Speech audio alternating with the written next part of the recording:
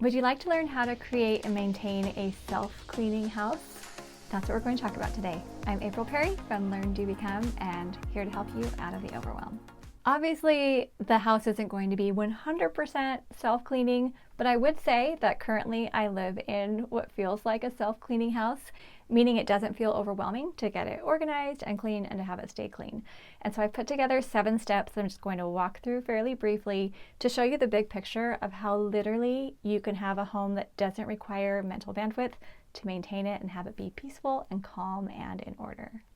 Number 1, when we talk about cleaning our home, first we need to emphasize it's decluttering and then cleaning and maintaining from there. So prioritize decluttering.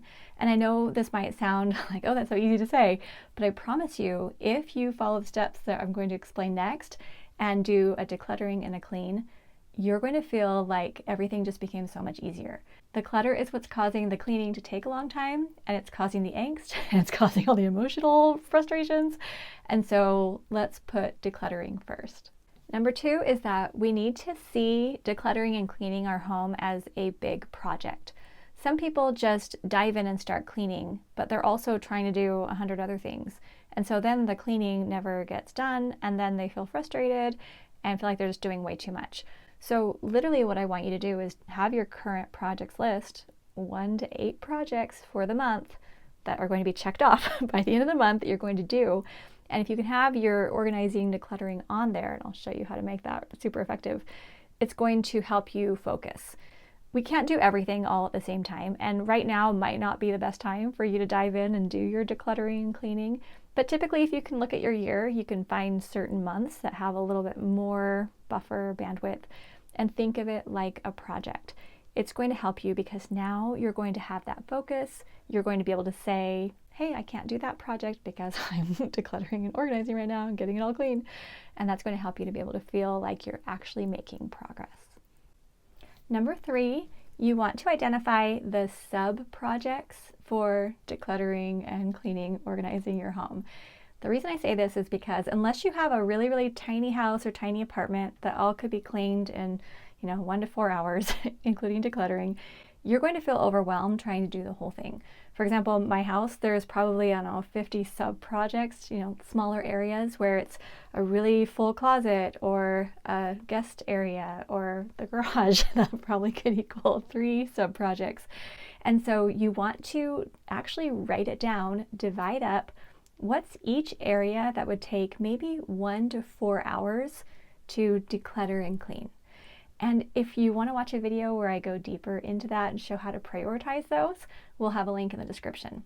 But I just want you to feel empowered knowing if you can wrap your head around it and make those sub-projects really, really simple and clear, now you don't think I'm going to put, hey, organize the house on your to-do list. You're going to know how to put something very, very specific on the list, and then I'll show you how to get it done.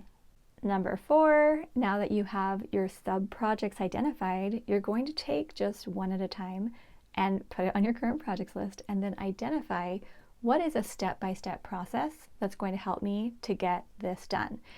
If you just say, oh, today I'm doing the left side of the garage, that still feels overwhelming because what are you going to do? Just go out and organize? I mean, it starts feeling like it's pretty hard to do.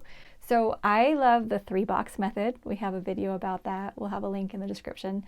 Something where you can start at one point and you can work in a small area. And the 3-box method is essentially where you pick one little spot, you take everything out, some things will go back, and then you have trash or recycle, donate, and put somewhere else, meaning it's belonging like somewhere else in that area or in another area of the home. So what I do is just go into an area, pick a spot, and then I work clockwise in microbursts doing the 3-box method. It's really, really simple. Now you might like that and you might want to try it, or you might have a different way that works for you where you just do dive in for 10 minutes or something else. But what I want to emphasize is if you can now take those sub-projects and really, really focus on them with a predictable method that feels good to you, now when you look at all your other sub-projects or you look at the big project of, decluttering and cleaning your home, it doesn't feel so hard. You can just see the steps. And so you can use your energy as you have it and as you're prioritizing this and move on. And then you're going to notice it just starts getting done. Number 5 is you want to anticipate the things that are going to stop you. So the 3 that I would suggest are interruptions, distractions, and sentimental items.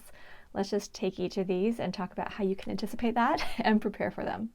Let's start with interruptions. Most of the time, once you get in there and start doing your decluttering and organizing, something's going to come up. Maybe you'll be interrupted by a text or even something that had been scheduled. Oh, I've got a meeting, I've got something else I've got to go to, or now I'm hungry, or something else happened. So interruptions are really normal, but what you need is a bookmark for that project. The reason I'm so passionate about teaching the Command Central and what we talk about here at Learn, Do, Become is because it helped me learn how to put bookmarks into some of these bigger activities. When I say bookmark, that essentially means you can stop where you are, and when it's time to pick up again, you can jump right back in and you won't forget what you were doing, or you won't forget to come back at all. The way that happens is you create a current projects list that we talked about, where you have that room or space listed, and then you have next actions identified. So let's say I'm in the middle of cleaning my closet, okay? And I'm decluttering and I'm putting a whole bunch of stuff away, and then I get interrupted and I have to leave. I'm going to say, okay, this closet is on my current projects list. And then as I'm leaving, I think, well, what's my next action? Oh yeah, I was just going to go through those shoes, pick a few that I'm going to donate because I don't wear all of them. That's my next action. That would go on your next actions list in the home category. That way the interruption doesn't feel like that big of a deal because you're going to come right back. When it comes to distractions, this is super normal, and I'm not going to go into all the ways that we can get distracted, but the key to prepare for those is to work in microbursts. We talked a lot about that here on the channel, but it essentially means you have 10 minutes that you just dive in and focus on something, because typically you can last at least 10 minutes to go get something done. So for example, my closet that I am organizing does need a little bit of care right now. And if I try to attack all of it at once, it's probably gonna take me an hour or more. But if I say, okay, what can I do in 10 minutes? I actually have some boxes of things I got for my birthday that I need to kind of process, put where they belong, write some thank you notes, things like that. So I could just take 10 minutes working with those boxes. That way it's okay if I get distracted because I accomplished a 10-minute microburst. So I want you to try that as well. And that last thing that might stop you, at least that I'm going to cover today, are the sentimental items. And I completely understand. I think that's probably one of the main reasons why decluttering and organizing takes a lot of bandwidth, is because you really do need to think through things where, oh, do I want to keep this item? Is a photo sufficient? Should I gift this to someone else? Does this belong in my space? What should I do with it? We have a whole video about sentimental items and what to do if you're feeling stuck, so we'll link that in the description. But I want you to know that there are resources to help you actually think through it and to work through those emotions. So if you can prepare yourself mentally before diving in, you're going to be just set up and it's going to feel great. Number 6 is be consistent.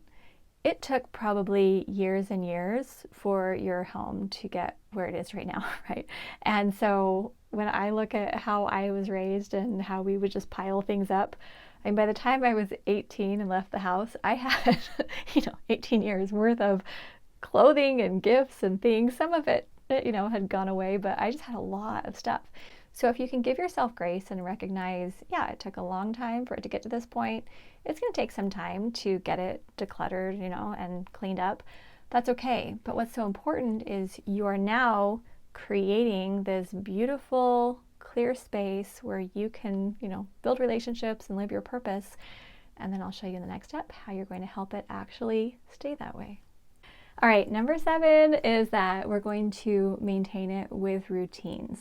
The reason I feel like my house is a self-cleaning house is because our routines are just so automatic and so simple.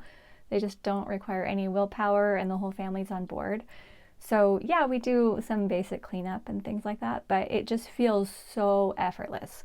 And I want to share a few things about routines that I think will make a difference for you. First is we have a routine of not bringing a lot of things into the house. So we don't do a whole lot of yard sales, shopping, random collecting. If someone says, oh, do you want this? If we don't 100% want it, we don't take it.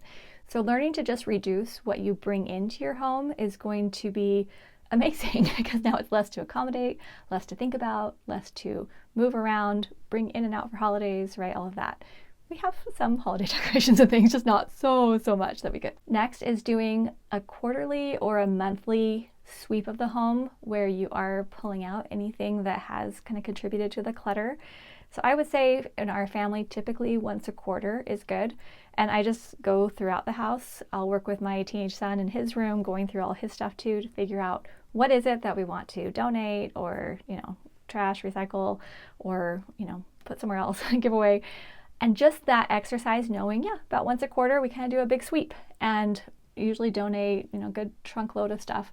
And that is such a nice thing because then if I see it, 1 month and I know I'm decluttering the next month, I don't have to worry about it because I know it's part of my routine to just pull it out and start with a clean slate. And honestly, having fewer and fewer things and just maintaining it as simply as possible, then you're walking around your house feeling less of that emotional pull towards all those other items. I actually don't even think about myself as like a house cleaner or an organizer. I think of myself as someone who's here to help you get out of the overwhelm. But as I'm teaching systems that include things like current projects lists, and next actions and how to organize these things, sometimes people come to me and say, April, I don't want a system, I just want a clean house. And what I want to emphasize is if you truly want a clean, beautiful space and you want it to feel like a self-cleaning house where it doesn't take your bandwidth and you don't feel like the rest of your life is just going to be spent doing the maintenance, if you have a system that helps you organize your mind and helps you to have step-by-step systems, you're just going to feel so much better and you're going to get the results that you really want. So we have a special link in the description where we'll send you a series of podcasts and videos all about actually getting your spaces clean. And I'm excited to be able to support you. I am going to be throwing in some of the organizing and the systematizing and lists and, the command central, because that's just a framework that's worked for me for years and years and years, and for hundreds of thousands of other people. But I hope you can feel how much we genuinely care for you here at Learn to Become, and we want you to have an environment where you truly wake up excited and go to bed content. So we'll see you soon. Thanks for being here with us at learndobecome.com.